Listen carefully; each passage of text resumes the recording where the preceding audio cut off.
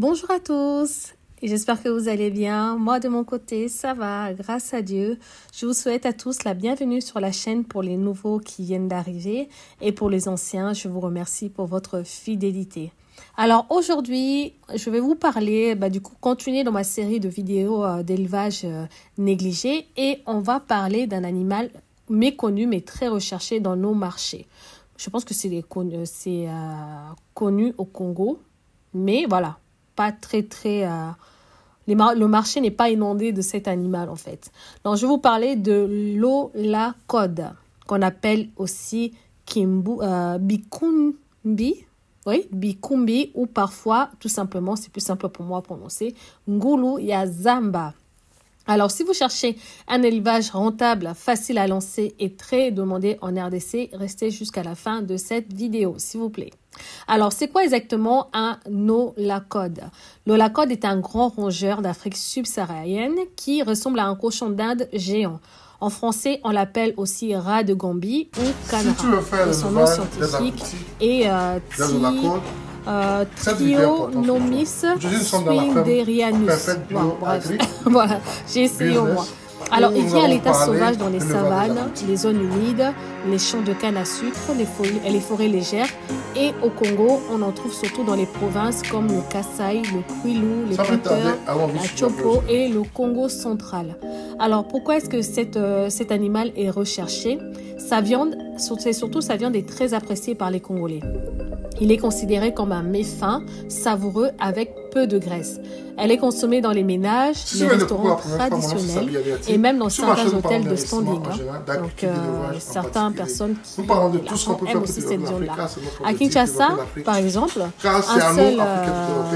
un seul animal, donc du coup, moi je vais plus ngulu ya zamba, donc un seul ngulu ya zamba et adulte peut se vendre entre 25 et 50 $. Moi, j'en ai surtout vu quand j'allais dans le Congo central. Des fois, tu avais des gens qui ont attrapé, qui se mettaient en bord de route pour pouvoir les vendre, en fait. Donc, c'est comme ça que j'en ai vu, mais je n'ai pas vu des marchés spécialisés dans cet animal. Donc, entre 25 et 50 $ pour un animal adulte, c'est quand même pas mal. Et si vous le transformez, donc vous faites de la viande séchée ou fumée, cela peut monter jusqu'à 60 $ le kilo dans certains marchés spécialisés. Et à l'international, notamment vers la diaspora congolaise qui est en Belgique, en France ou au Canada, la demande est également présente, bien que l'exportation soit encore très limitée. Alors, pourquoi se lancer dans cet élevage? Voici du coup les raisons simples. Parce que la demande dépasse largement l'offre. Comme je vous dis, souvent on en trouve en bord de route, les gens qui l'attrapent, mais les gens apprécient cette viande, mais il n'y a pas vraiment d'éleveurs par rapport à ça. Par exemple, j'avais une personne qui m'avait dit par rapport à l'escargot géant, la vidéo de l'escargot géant que j'avais faite. Oh, ce que Kena Simanda donc en fait, les gens, on a plus tendance à attendre la saison de tel animal pour en consommer, ce qui est très bien. Donc je trouve que c'est très bien de consommer les choses qu'on a pendant la saison. Mais il faut aussi penser à faire de l'élevage de ces animaux-là et ne pas attendre forcément qu'on soit pendant la saison pour pouvoir les déguster. Donc les autres pays se sont aussi développés. C'est comme ça qu'on arrive à trouver d'autres aliments à d'autres périodes parce que les gens ont décidé de faire l'élevage de ces animaux-là. Donc on n'est plus dépendant d'une saison. Parce qu'il suffit juste que pendant cette saison-là, le climat ne soit pas pareil et tout, que ces animaux ou la végétation ne va pas proliférer comme il faut. Alors que si on a quand même quelques personnes qui font des élevages, on sait que voilà, on peut avoir l'élevage, on peut consommer cette viande même hors saison et tout. Donc voilà. Après, ceux qui veulent consommer que ce qu'il y a pendant la saison, je vous encourage à continuer dans vos habitudes. Mais voilà, moi je trouve que c'est une bonne idée également d'élever ces animaux pour pouvoir les avoir en domestiquer un peu et parce que tout le monde n'a pas la possibilité d'aller en forêt les entraîner. Donc ça permettra également à d'autres personnes de pouvoir les consommer plus facilement dans la capitale ou dans d'autres villes. Donc, comme je vous le disais, la demande dépasse largement l'offre qui est actuelle. Les gens payent plus cher pour la viande deux mois avec le moment avant d'être sevré. Qui est bikumbi. Comment je voulais l'appeler déjà? De ce ngulu et zamba, que celle de poulet par exemple. Donc, il n'y aura pas de cas de l'animal est rustique, il résiste bien aux maladies. Donc, une des raisons qui pourrait vous encourager à vous lancer. C'est un animal qui résiste beaucoup aux maladies. Et peu de gens s'y lancent encore. Donc, il y a une faible concurrence dans ce domaine-là. Et vous avez la possibilité également d'élever cet animal en zone urbaine ou périurbaine. Donc, il faut bien les protéger parce qu'ils sont en association. Regardons quelques reportages. C'est ce que j'ai vu. Donc, en clair, c'est un marché vide avec un produit qui se vend cher. Et le marché est vide. Si vous vous lancez, que les choses se font parce que c'est quand même un élevage sur le long terme. Vous allez trouver une clientèle qui est demandeur de ce genre de viande. Alors, quelques chiffres de rentabilité approximatifs, toujours, comme je vous dis, c'est des chiffres que je trouve, mais ça peut varier par rapport à la réalité, mais on reste toujours dans ces fourchettes-là. Alors, le coût d'achat de 3 couples reproducteurs, on est entre environ 120 et 150 $. La durée de gestation pour l'animal est de 5 mois. Et le nombre de petits par portée est entre 4 à 7 petits par portée. Et le nombre de portées par an, l'animal peut porter entre 2 à 3 fois afin de pouvoir s'alimenter. Et du coup, la vente par animal adulte, on est entre 25 et 50 $. Et vous avez la possibilité de rentabiliser votre achat, donc votre lancement de votre business après 6 à 9 mois. Normalement, c'est 4 femelles pour un mâle. Un petit élevage avec une femelle. Ensemble, les 4 femelles, un mâle ensemble. Mais vous nous, pourrez pour avoir assurer que la rentabilité. reproduction soit Alors, au niveau exacte, client potentiel, on en a déjà un peu parlé. Vous avez les restaurants traditionnels africains. Vous avez les marchés de viande. D'ailleurs, en parlant de marché traditionnel africain, vous avez par exemple chez Flore, un restaurant que j'aime beaucoup quand je pars à Kinshasa. Parce que là, vous allez trouver vraiment des plats authentiques du pays. Manger le crocodile, vous allez manger la tortue. Chez Flore, allez-y si vraiment vous voulez bien manger les pays du produit. Et je pense que ça pourrait être les genres d'animaux qui pourraient intéresser ce restaurant à mettre sur leur carte, à moins qu'ils en aient déjà, hein, mais vous pourrez être éventuellement un fournisseur par rapport à cet animal. Après, vous avez les marchés de viande fumée si vous transformez votre viande. Vous avez la diaspora congolaise à l'étranger. Bien évidemment, il faut trouver une personne pour pouvoir vous exporter ce produit-là. Et ça sera en produit transformé, bien évidemment. Vous avez les traiteurs et pendant les mariages, vous pouvez proposer du coup à ces personnes-là des supermarchés spécialisés en produits locaux. Et par exemple, du coup, Mabellicop, ça pourrait les intéresser. Et vous avez également des hôtels à thème congolais ou bio qui pourraient éventuellement être intéressés par ça, sans compter les particuliers qui raffolent de cette viande.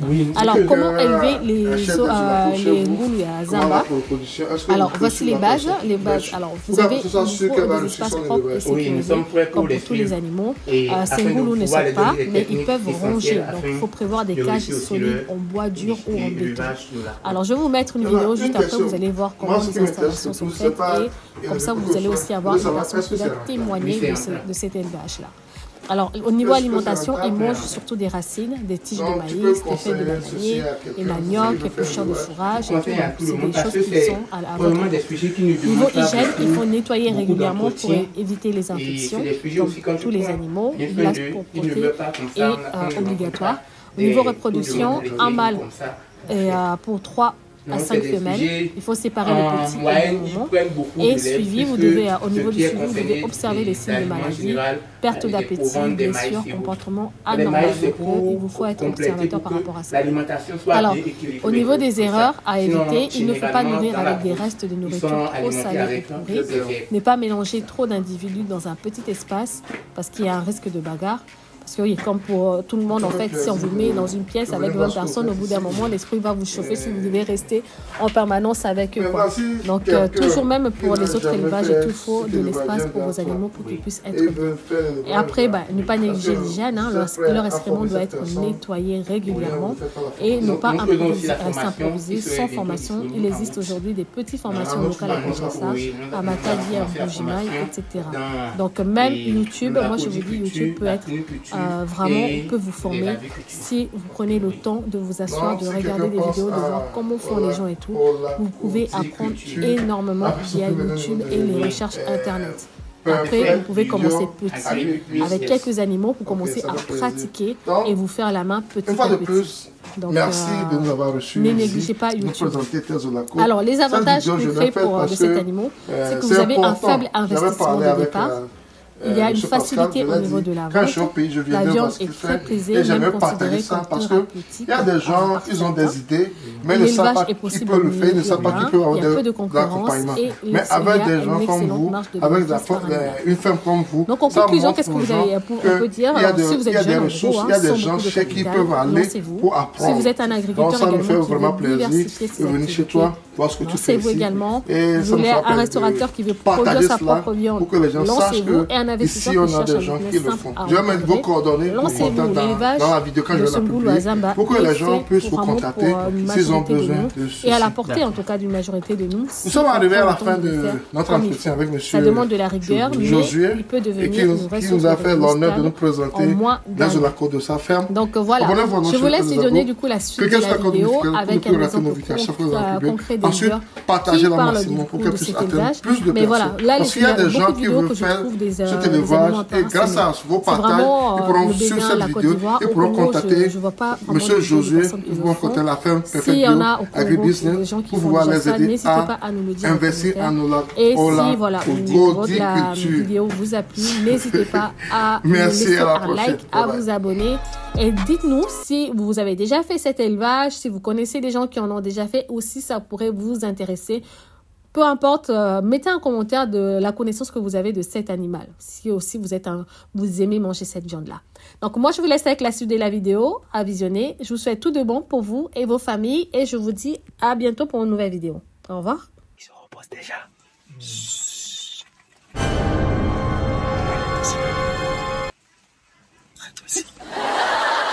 Nous allons parler aujourd'hui de la production des Trionomus wenderianus, spécifiquement des zolacodes appelés à tort agoutis en Afrique francophone.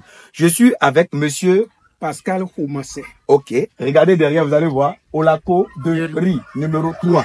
Alors, monsieur Pascal Koumassé est un producteur professionnel d'olacode appelé à tort agoutis.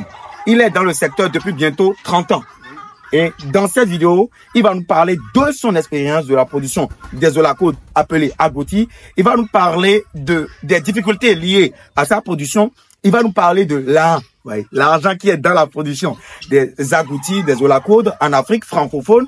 Et il va nous parler de comment est-ce que vous qui nous regardez, vous pouvez absolument suivre la production des olacodes. Comment est-ce que vous pouvez vous initier à la production des olacodes depuis le Bénin? C'est tout de suite et c'est dans cette vidéo. Salut les gens, pour ceux qui ne me connaissent pas, moi je suis monsieur Tadabé Valère Wansou, ingénieur agronome praticien, votre fidèle compagnon. Ici je vous parle d'agriculture, je vous parle de développement, je vous parle d'investissement en Afrique, je vous parle des intérêts de l'Afrique et je vous parle des plantes et de leurs vertus. Sans plus tarder, on va rentrer dans l'olacoderie où nous allons assister à une séance exceptionnelle qui consiste à donner à manger au sujet et voilà, qui va vous permettre de voir physiquement et concrètement ce qui se passe dans l'olacoderie.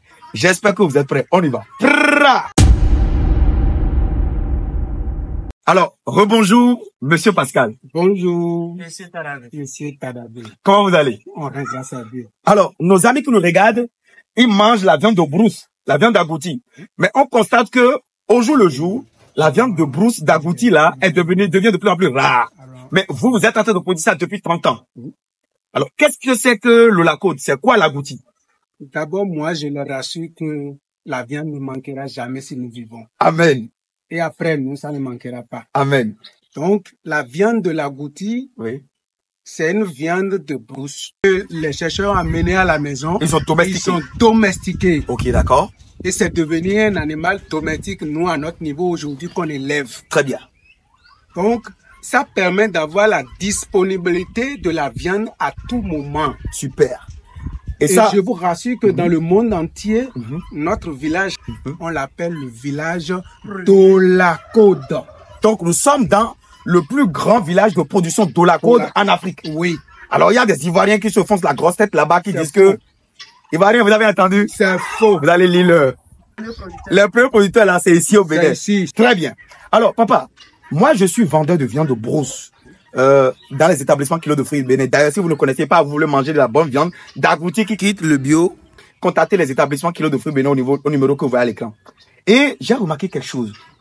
Les agoutis ou bien les olacodes ont de longues dents. Alors, ces dents-là, ça ne peut pas couper les doigts, ça ne coupe pas, ça ne peut pas vous blesser quand vous êtes en train de les manipuler? Non, ces animaux ne sont pas des animaux sauvages en tant que tels. Ok. Ils ne mordent pas l'homme à n'importe quel moment. Ok. Ils n'agressent pas les hommes. Ok.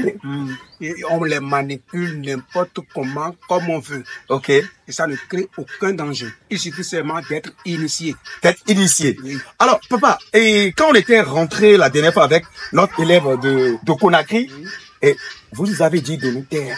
On était là aux alentours de l'après-midi, non? Oui. Et vous, avant de rentrer dans l'Olakoderie, vous avez parlé au sujet, comme si c'était des humains qui vous écoutent, et vous nous avez demandé de faire silence. Pourquoi est-ce qu'on doit faire silence en présence des agoutis à une certaine heure donnée? Quelles sont les heures de silence et quelles sont les heures où on peut parler librement dans une olakoderie? Si c'est au moment où on travaille avec les olakodes, il n'y a pas de problème, on peut parler. D'accord. Là, ils sont déjà en contact direct de l'homme, il n'y a plus de problème, ils sentent déjà que les humains sont présents. Très bien. Maintenant, il y a des heures, les heures de repos. Il y a des heures où nous appelons les heures de repos. Après le service du manger le matin, l'heure de repos de l'heure là jusqu'à midi, c'est l'heure de repos. Très bien. Quand on laissait encore le complément à partir de midi jusqu'à 13h, à partir de 13h jusqu'à 17h encore, c'est l'heure de repos. Ces moments-là ne sont pas trop propices qu'on les visite. Parce que c'est des animaux qui se reposent. Et ils sont sensibles à des bruits comme ça. Alors papa, qu'est-ce qui va se passer si quelqu'un comme un citadin qui ne s'y connaît pas, qui vient dans votre olakoderie, commence à faire du bruit aux heures de repos? Qu'est-ce qui va se passer au niveau des sujets? C'est un grand danger que nous ne tolérons jamais. D'accord. Hein? Il y a le stress qui joue un rôle de danger dans l'olakodiculture. D'accord. Vous constatez des avortements partiels, des cas de mortalité, des cas de blessures, et ça demande aux animaux même de, comment dire, pas se bagarrer. Les animaux qui sont en groupe commencent pas se bagarrer. Et il y a beaucoup de cas. Donc c'est dangereux pour votre élevage. C'est trop. Donc ça veut dire que si quelqu'un vient et fait du bruit dans votre olakoderie, à des heures de repos, des sujets, ça veut dire que vous pouvez même le poursuivre en justice. Normalement. Très bien. Alors les amis, vous êtes en train de prendre sur l'élevage des olakodes. Alors papa, dites-moi, et nos amis veulent entendre parce que certainement ils seront intéressés par une formation pratique en la matière ou en ligne d'ailleurs. Dites-moi, si moi aujourd'hui, je décide de me lancer dans cette activité-là, avec combien de sujets je peux démarrer déjà un système d'élevage professionnel de la côte? Et quel est le retour? Est-ce que cette activité est rentable? On va d'abord commencer par le nombre de sujets minimum avec lequel on va démarrer l'élevage de la côte. Allons-y. En principe, l'élevage, dans tout élevage, il n'est pas bon d'avoir une seule famille d'animaux pour commencer la reproduction avec. Très bien. Pour ne pas tomber dans la consanguinité.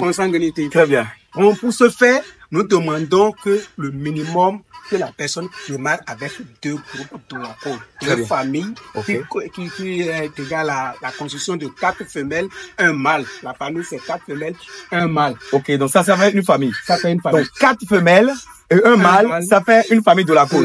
Donc celui qui veut démarrer un système d'élevage professionnel de la côte commence avec les 10 doigts là. Voilà. Donc 2 familles différentes. 4 femelles, 1 mâle, 4 femelles, 1 mâle. Voilà. Très bien. Alors, il commence avec ça.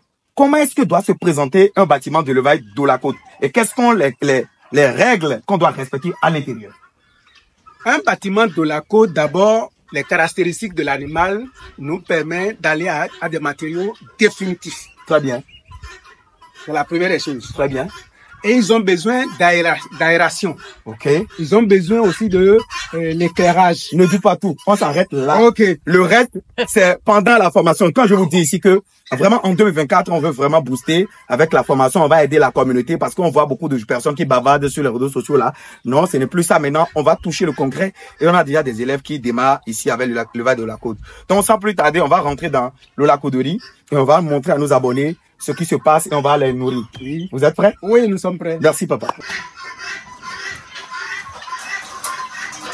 L'élevage de la côte est une activité très, très rentable. Je répète encore, très, très rentable. Encore une fois, très, très rentable, très passionnante, qui nécessite du calme. Vous êtes en train de voir l'olakoderie. L'olakoderie est un bâtiment qui reçoit les ulacodes et qui les hébergent. Le bruit est dévastateur pour les sujets. Le bruit peut les amener à avoir des avortements ou des accouchements précoces. Le bruit peut induire des blessures sur le corps des sujets. Le bruit peut les empêcher de procréer. Les ulacodes sont des sujets qui se cachent, qui n'aiment pas trop être en présence de l'homme, qui aiment rester en cachette. Vous ne pouvez pas mettre des grilles en bois dans une ulacoderie. Vous allez perdre vos sujets. Les ulacodes ont des dents qui poussent en permanence. Et au cours de leur alimentation, ils utilisent les aliments qu'ils consomment pour pouvoir ramollir leurs dents. Sinon, leur dentition peut leur traverser le crâne. Les ulacodes deviennent agressifs en présence du bruit. C'est pour ça d'ailleurs que plusieurs éleveurs d'ulacodes ne permettent pas les émissions ou l'introduction des caméras dans leur cheptel. Parce que le bruit peut être fatal pour un système d'élevage qui existe depuis des décennies. Ce qu'on est en train de donner au sujet s'appelle... Dites-le moi en commentaire, qu'est-ce qu'on leur donne au sujet? La réponse est dans la vidéo. Comment on appelle ça? Je vais lire dans les commentaires. Alors, l'alimentation des ulacodes est essentiellement composée de fourrage. À savoir, le Panicum maximum, qui est une plante fourragère très appréciée des ulacodes ou agoutis. Le son que vous entendez provient de la consommation de leurs compléments alimentaires, de leur alimentation. Tout en mangeant, les ulacodes ramollissent leurs dents. C'est un élevage qui nécessite la patience, le calme et la passion. Nous avons décidé de lancer des vagues de formation sur l'élevage des ulacodes pour transmettre ce savoir-faire partout en Afrique. Il faut leur donner à manger combien de fois par jour? Bon, alors, le complément se donne une fois par jour, mais le fourrage, on essaie 2 fois par jour. 2 fois le fourrage? 2 fois le fourrage par jour, le matin et le soir. D'accord. Merci. L'enceinte d'élevage est bien achalandée, mais c'est un travail de rigueur. C'est un travail perpétuel. Vous leur donnez à manger, comme l'a dit l'éleveur, 3 fois par jour. Okay. Vous leur donnez 2 fois les fourrages et 1 fois les compléments alimentaires. En ce qui concerne le nettoyage de leur loge, ceci se fait 1 fois tous les 2 à 3 jours, avec un grand professionnalisme et un calme royal. Parce que si vous n'êtes pas calme, vous risquez de mettre en danger tout votre investissement. Ce complément alimentaire est composé de racines de manioc, de grains de maïs et d'autres matières premières secrètes que vous pouvez découvrir pendant les séances de formation en ligne ou de formation pratique sur site directement au Bénin. Ça ne va pas manger. Là, il va sur la sonde des gestantes. Normalement, il doit mettre bas dans le mois d'avril là.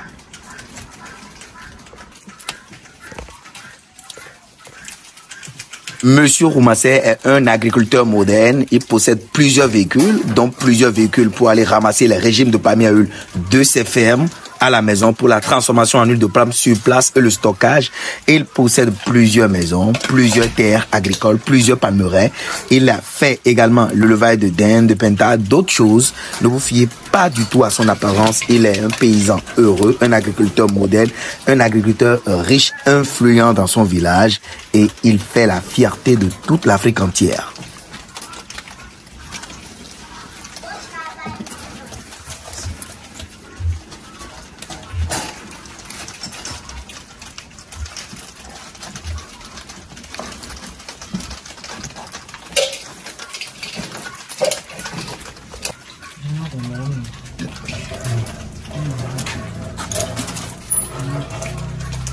Les matériaux de construction pour pouvoir construire un système de levage de la côte doivent être des matériaux de qualité.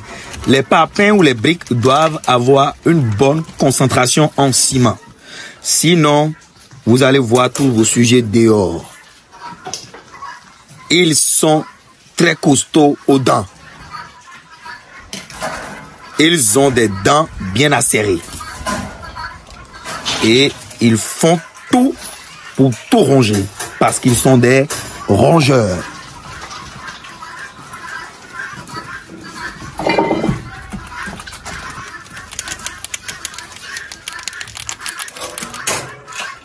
Vraiment les amis, c'est incroyable ce qu'on voit ici. Donc le fourrage, oui. L'herbe là, oui. C'est l'aliment de base des olacodes. Donc l'herbe est l'aliment de base des olacodes. Donc ce qu'on est en train de donner ici là, c'est le complément. C'est le complément alimentaire. Voilà. Mais on entend un bruit quand vous leur donnez à manger. C'est quoi ce bruit-là? Le bruit vient d'où? Ce bruit-là, oui. C'est par rapport à ce qu'on les a servis. Okay. Il y a du maïs sec dedans. Okay. Donc en mangeant le maïs sec, oui. L'olacode est en train d'aiguiser en même temps ses dents. C'est pour ça qu'on entend tac, tac, tac, tac, tac, tac, tac, tac, tac, tac. Ok, d'accord. Et si on les donne le fourrage? Si on donne le fourrage, vous allez entendre un rythme de machine à coudre. Wow. Oui, vous allez entendre le rythme de la machine à coudre. Wow. Wow. Tcha, tcha, tcha, tcha. Doucement, doucement. Oh. Là, tu es un pot. N'aime pas serrer. Tresser à moitié. Regardez. Regarde ce qu'il fait.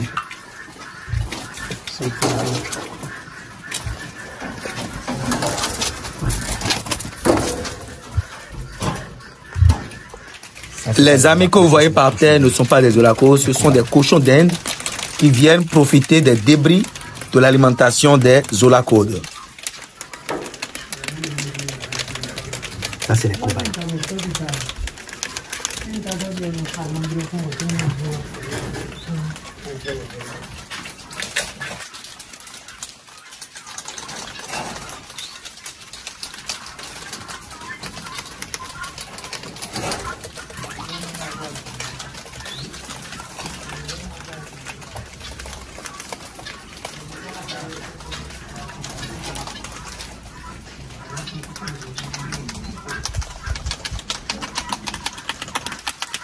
Vous pouvez acheter avec nous les géniteurs et les naissins partout en Afrique.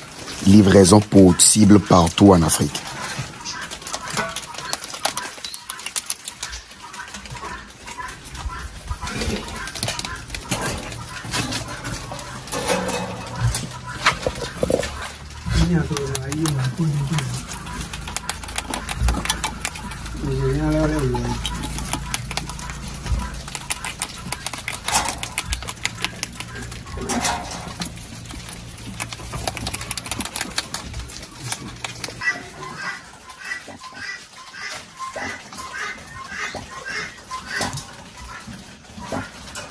Restez du début jusqu'à la fin. L'information la plus utile est à la fin de cette vidéo. Tout ce qu'il faut savoir concrètement avant de démarrer ce business est à la fin de la vidéo. Merci. Quand les olacos sont rassasiés, ils se couchent sur le dos. Regardez ce monsieur en train de se reposer. Et hop, il me voit et il se réveille brusquement. Vous allez voir ça maintenant.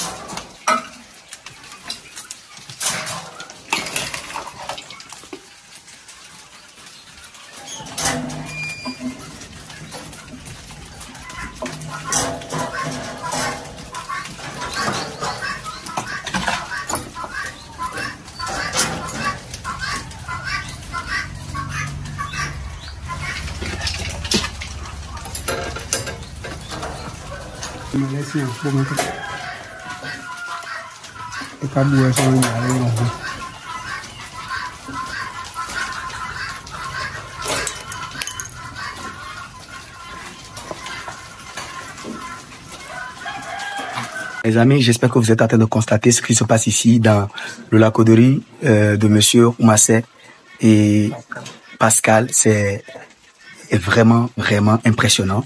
Il faut être sur place pour constater ce qui se passe. Et si vous êtes en Afrique, vous voulez suivre une formation ou vous n'êtes même pas en Afrique et vous êtes intéressé par son élevage, tout à l'heure, on va parler de la rentabilité financière, on va parler de tout ce qu'il faut pour pouvoir élever ces sujets-là qui sont de plus en plus rares. Des gens se font, plusieurs jeunes se font de millions de francs CFA chaque année en Afrique grâce à l'élevage des zoolacodes qu'on appelle agoutis. Et ici, nous sommes au Bénin et on peut vous former partout en Afrique, peu importe votre pays. Vous avez la possibilité de venir vous faire former sur place. Vous avez également la possibilité de venir, de suivre la formation en ligne. Si ça vous intéresse également, d'acheter les sujets ou les géniteurs des zoolacodes que vous voyez ici, ben, contactez-nous par WhatsApp au plus 229 67 111 94. Je vous demande encore par WhatsApp au plus 229 67 111 94. Encore une dernière fois par WhatsApp au plus 229 67 111 94.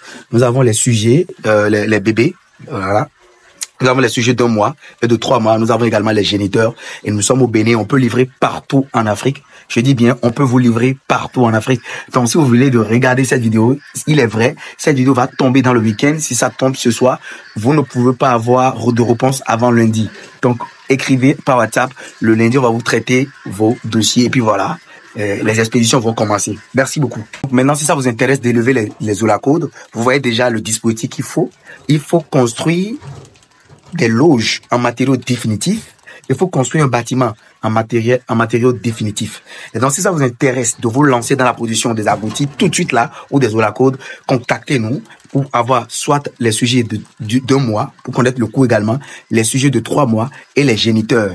Ou si vous voulez 2 familles, 3 familles, 4 familles, je vous ai mentionné ici qu'une famille, c'est 4 femelles plus 1 mâle. Donc, si vous voulez 4 familles, 10 familles, contactez-nous au numéro que vous voyez à l'écran. C'est du concret et on forme des gens déjà ici sur place. Ici, donc. J'aime peu. Et puis voilà, ils viendront pour manger, ils viendront quand on dépose la nourriture, ils viendront manger. Et ça, vous savoir que quand on leur donne à manger, ils font beaucoup, ils sont moins stressés quand on leur donne à manger. Quand on parle en leur donnant à manger, ils sont moins stressés parce que déjà le bruit de leurs dents les empêche d'entendre tout ce qu'on est en train de dire. Maintenant, quand c'est aux heures de repos et vous bavardez dans le lacoderie, vous aurez l'agitation. Ils seront stressés, ils seront agités, ils vont se blesser, ils seront en sang dans leur loge respective et c'est pas bien, c'est dangereux. Ça peut être une perte pour l'éleveur de la côte et ça peut même aboutir à des cas d'avortement, voilà, ou bien d'accouchement prématuré au niveau des sujets qui sont gestantes. Donc c'est ce qu'il faut savoir, ce qu'il faut reconnaître, il faut retenir. Maintenant, si ça vous intéresse de suivre une formation pratique en la matière, contactez le numéro que vous voyez à l'écran. Merci. Vous voulez mettre un accent particulier sur un thème spécifique. J'ai remarqué que vos animaux sont dociles. Pourquoi? Oui, ces animaux sont dociles. C'est nous-mêmes qui les avons rendus dociles par des rythmes de téléphone, de concertation, passons, et les heures sont respectées pour leur alimentation. Okay. Et ils connaissent la présence des humains et d'autres bruits, quoi. Okay. Donc, ils sont dociles. Okay. Si vous n'avez pas des animaux dociles, vous ne pouvez pas élever et évoluer. Très bien. Si vous trouvez des animaux dociles comme nos animaux, comme ça, vous élevez, vous allez évoluer, ils produisent beaucoup et ils grandissent très vite. Parce que quand il y a le stress dans le lacode n'est pas en forme. Très bien. On sent que le lacode a des problèmes. Il tombe malade, tout ça là. Donc il faut que l'animal soit très docile. Ce que vous constatez, parce que je ne crois pas, il n'y a pas beaucoup d'élevage dans lequel on peut parler à ces heures-là comme ça et les animaux seront en paix. Merci beaucoup. J'ai senti sur ça pour que tout chacun de nous sache qu'il faut la docilité au niveau des zoolacodes. Merci papa.